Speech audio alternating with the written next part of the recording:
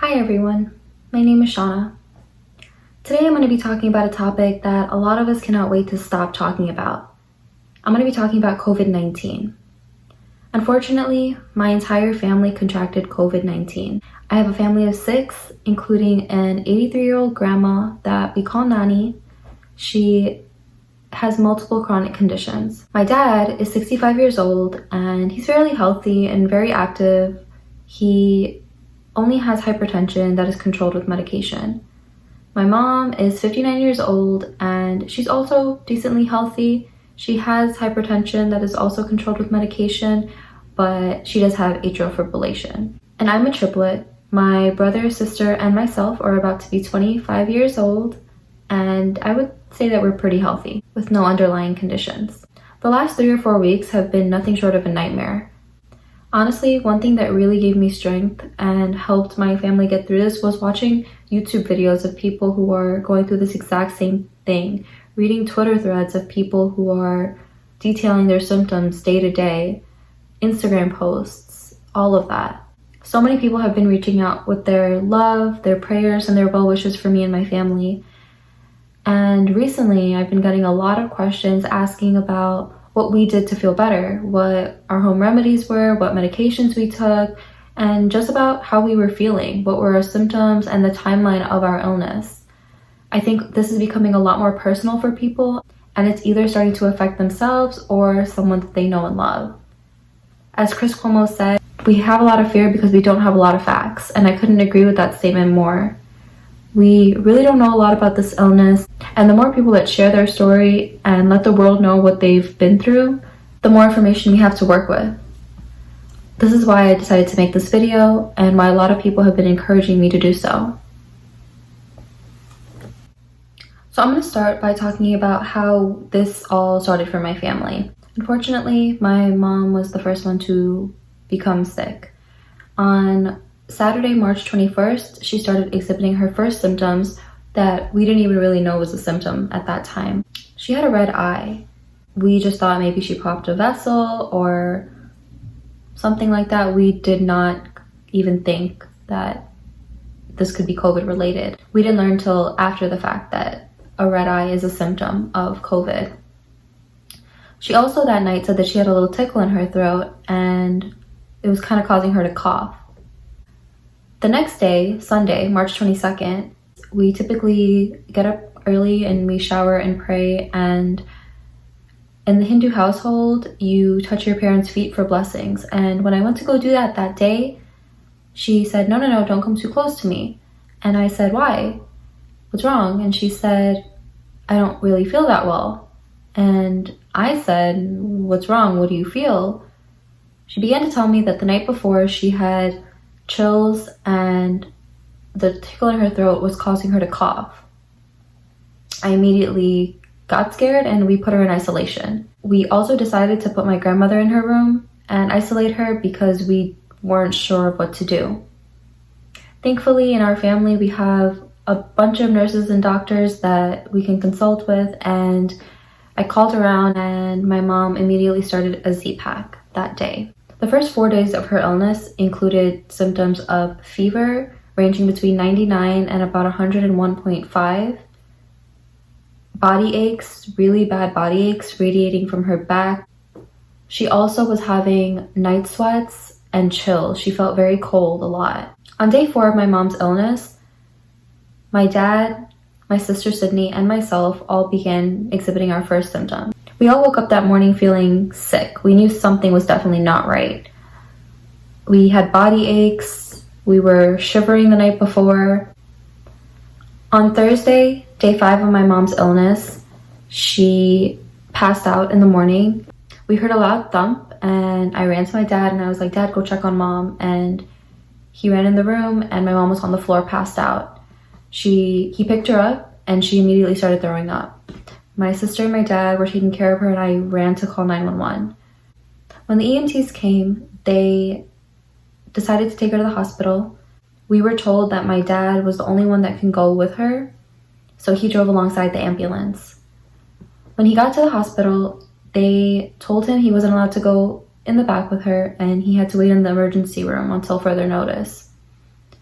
About half an hour later, they came out and gave him a card with a number on it and told him that if he wanted to speak with her, he could call the number on the card, but he had to go home now. He couldn't even see her. So my dad came home, and about an hour later, my mom gave us a call and told us that they were going to test her for COVID. They were most likely going to let her go home.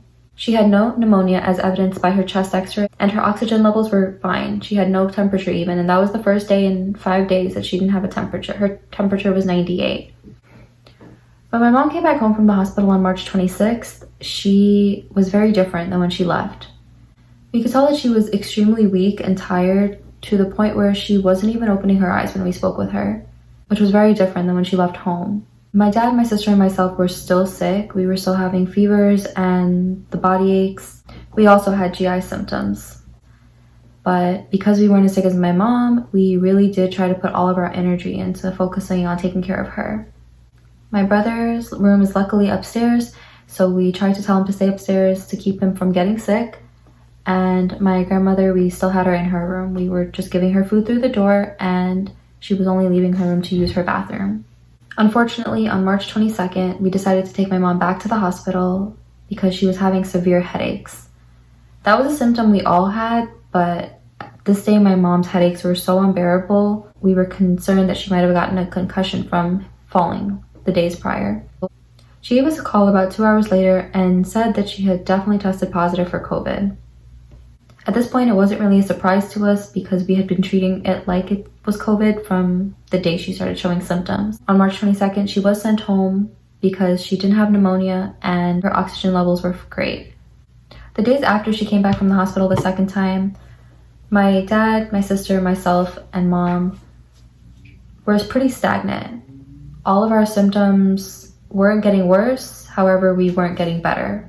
It was just kind of a waiting game. We were just trying to manage our symptoms at that point and pray that we would feel better the next day. On April 1st, my brother and my nanny both mentioned to me that they were feeling something odd. My brother mentioned that he was having night sweats, and he also began having GI symptoms. Nani that day asked me for her robe, and it's April and in Florida, and she never really wears her robe. It's a thick robe. So when I asked her, was she cold? She said, yeah, the AC is on pretty high. However, we had not touched the AC. We all grew concerned and asked her if she was feeling okay. She said yes, and I checked her temperature. It was normal. On April 2nd at night, my grandmother had started coughing really, really badly.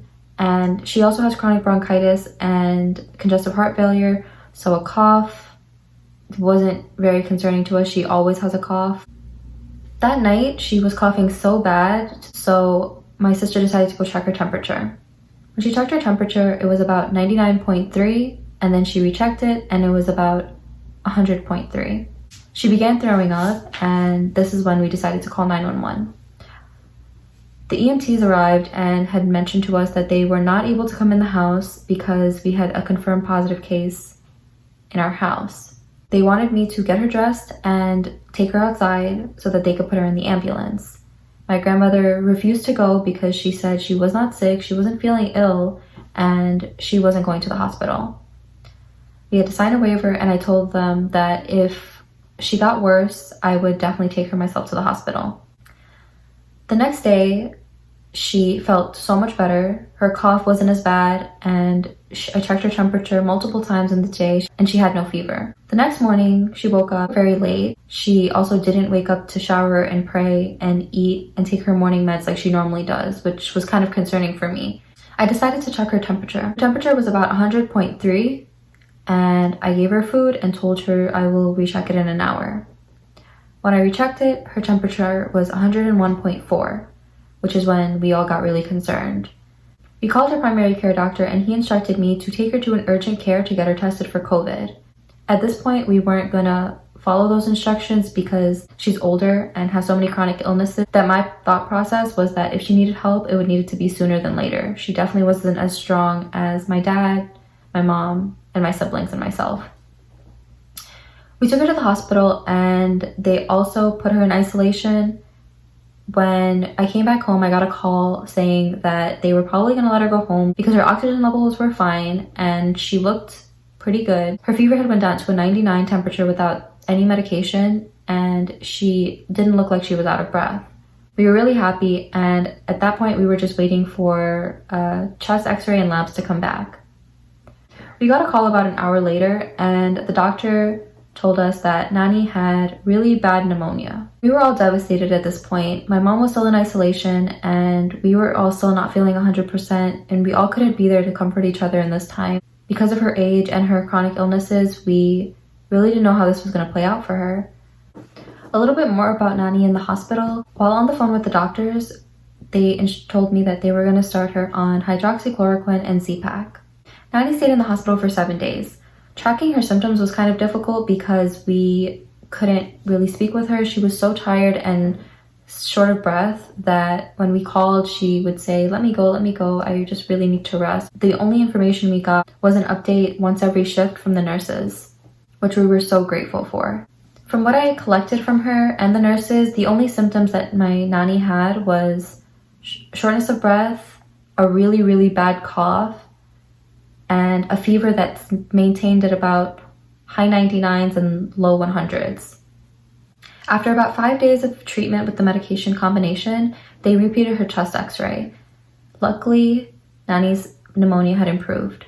They were planning discharge. They just wanted to keep her for another 2 days to monitor her other conditions, such as her AFib. Her oxygen levels didn't drop below normal levels, so she was only put on 2 liters of nasal cannula, which we were so happy about. Going back to my parents and my siblings, we were all feeling better at this point, still had a residual cough, and just still tired and weak from our bodies just fighting for the past couple weeks. We brought Nani home on April 10th, and she was very, very weak. She was holding on to things as she walks. And I know for an 83-year-old, a lot of people think that that's normal, but for Nani, it's not. She never holds on to things when she walks. She doesn't even use a walker or a cane. We were concerned that she was never going to be the same after this illness. Luckily, every day since then has been progressively better. She got her appetite back and began looking like herself each and every day more and more. Today is day 32 since my mom initially started feeling ill, and thankfully we're doing so much better.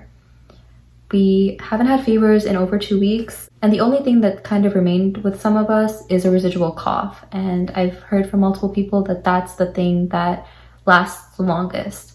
I know a lot of people are concerned about the taste and smell, and I just want to let you guys know that it lasted about 5 or 6 days for us. However, it did not come back all at once. It was very gradual and took its time. So mental health during this time is super important. My family's stress levels over the last month has been something that we have never experienced before. And all I can say for that is to pray to whoever it is that you believe in and really lean on those that are there for you in your life. I think that one thing that I really learned throughout this experience, and I've been learning as I've been getting older, is that we take for granted the people in our lives and the people that are constantly there for us through thick and thin. We take for granted little things like being able to hug your parents or your grandparents or your siblings, and you really don't realize how much a hug from a loved one can do for you until you can't hug them. Some of the main questions we've all been getting from people are what home remedies we took and medications. And to be honest, the only over-the-counter medications we took was Tylenol for fever, and even then we weren't taking the Tylenol unless our fever went over 101. In the hospital, the nurses and doctors also told me that they weren't giving my grandmother Tylenol unless her fever went above 101. Your body is technically fighting this virus off, and fever is indication of that. Some of the main things we used are ginger tea. We would boil a ginger on the stove and add some turmeric, and each of us drank about 2 cups of this a day. We also did a lot of Theraflu. Now, Chris Cuomo also said this, and I know I mentioned him a lot in this video, but he was spot on with his advice. The beast comes out at night. Every single day, we would feel a little bit better during the day, and for some reason, as soon as the sun went down, we all felt horrible, and we all just wanted to be in bed. Theraflu helped put us to sleep and ease the body aches, and I personally thought it was a miracle worker. We also drank only hot liquids. We stayed away from cold liquids because they irritated our throat and made us cough so much worse. We wouldn't even drink milk in our tea. We would drink a lot of warm water with lemon and Gatorade. The lovely people in our life were dropping off Gatorade by the cases at our door, and it really helped us stay hydrated, especially after we were sweating so much from the fevers. My dad, brother, sister, myself, and my mom all started a Z-Pack when we immediately started feeling sick. My nanny is a cardiac patient, so we didn't want to give her a Z-Pack immediately as soon as she started feeling a symptom. In the hospital, like I said, nanny started on hydroxychloroquine and azithromycin, Z-Pack. When my mom had the headaches, at the hospital sent her home with Fioricet and benzonatate for her cough. We also took regular daily essential vitamins such as vitamin C, 1,000 milligrams a day, elderberry, and another thing we took was Mucinex just for the cough and to loosen up any phlegm. One of the main things I want to stress in this video is the importance of deep breathing. We did deep breathing about 5 times a day, and there's so many videos out there right now from doctors, respiratory therapists, detailing how to deep breathe, especially with COVID. The way we did our deep breathing was we would breathe in through our nose and mouth and hold it for a couple seconds and let it go. We would do that 5 times and do 2 sets. I think this really helped in keeping our lungs clear and free of infection. Another thing we did was chest physiotherapy, cupping on the back to help loosen secretions and anything that might have been built up in the lungs. I just want to say thank you guys for watching my video. I really hope it was informative and helpful to either you or somebody that you may know that is going through the same situation. Please feel free to reach out to me with any questions you may have. I will be linking my social media and I am more than happy to help. Please remember to social distance, wear your masks when you go out, wash your hands, and follow CDC guidelines strictly. They're there for a reason. People of all ages are dying from this illness, and the least we can do is try our hardest to slow the spread. Just remember to stay safe, and from my family to yours, take care.